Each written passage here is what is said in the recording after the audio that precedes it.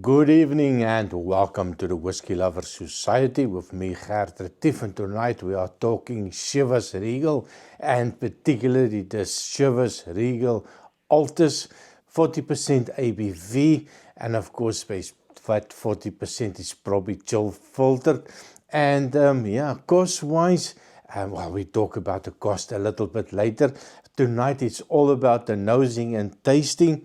And I got a wee sample from Andrew Butler, and I'm super grateful. Somebody that has got passion for whiskey, and he's always the first one if I mispronounce a word, especially this godforsaken words that comes out. I cannot pronounce them. He was always there to correct me, and I really appreciate that. And I appreciate the fact that he shared some real generous samples, and he put all these names on it, and I presume that will be also good for a little bit of a blind tasting. Now, I'm not that big into blind tastings, just gonna make a fool of myself with a blind tasting.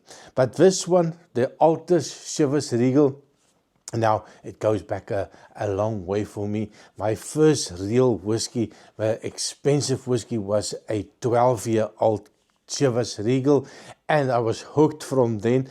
From there, before that, it was the very cheaper versions, even in South Africa.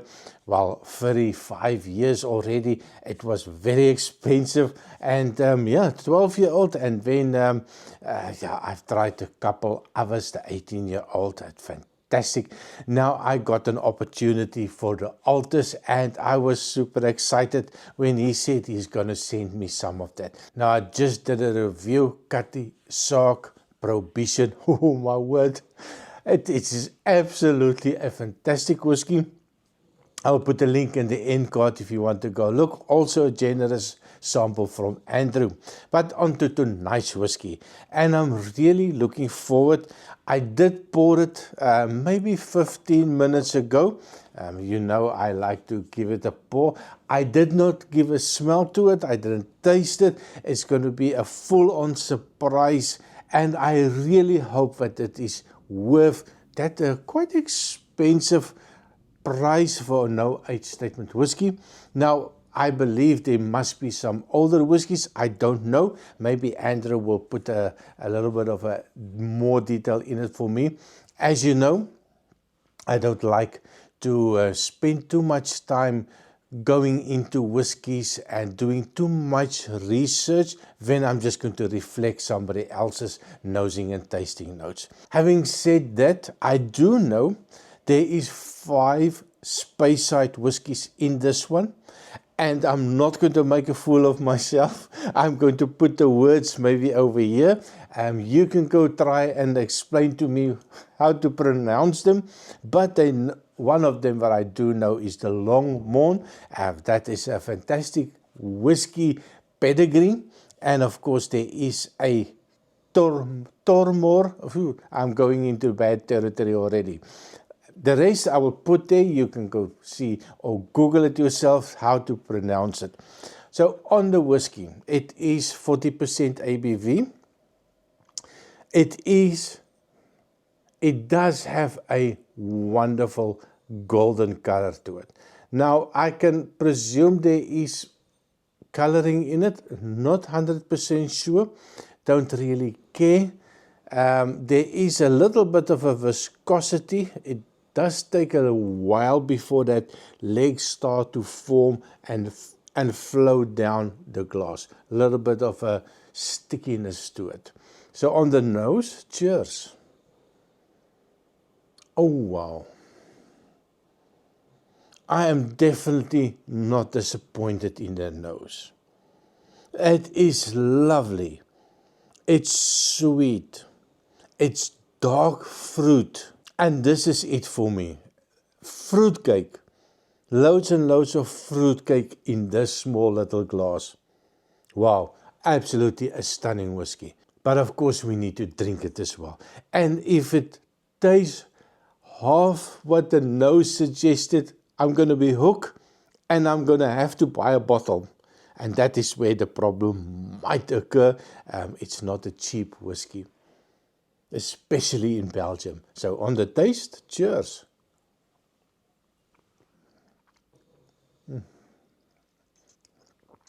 40% ABV. I mean, you can afford to take a big sip. It's lovely. My word. That is the sweetness in it. This is my type of whiskey. It's got everything that ticks the boxes for me when it comes to the flavor profile and when it comes to the nosing profile.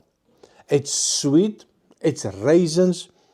There's a fruitcake again. It reminds me so much of my mom's fruitcake that she baked every year for Christmas for hundreds of people.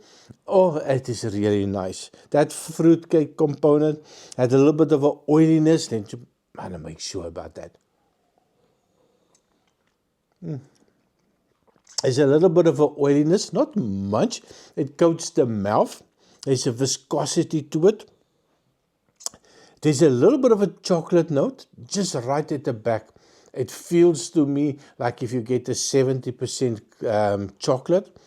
It's not sweet, but it just has that little bit of a cacao nip in it at the back.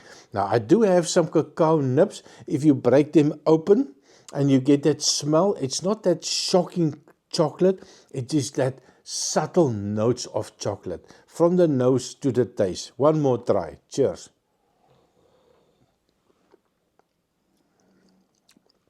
Zero bitter notes, nothing, not in a single bitter note in sight and smell and taste. Wow.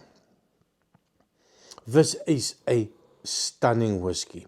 Now, I would love to hear from you. Have you tried this one? What do you think? Is it worth the price?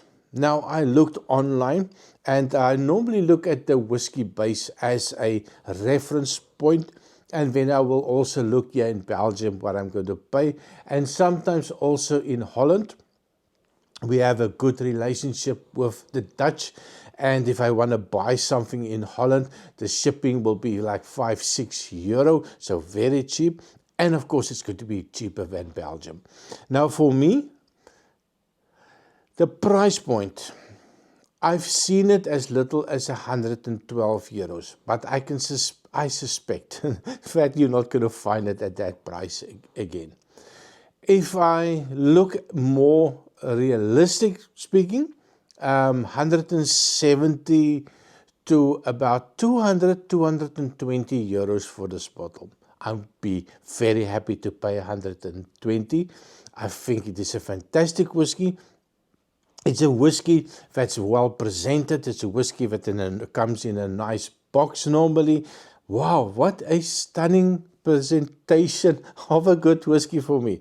Now I keep on ranting about this one, but it is a fantastic whiskey. So thank you very much for watching, and let me know in the comment, did you buy it? Are you going to buy it? And what do you think about it? And of course, Andrew, thank you very much for making this available for me to do a quick review. So see you next time.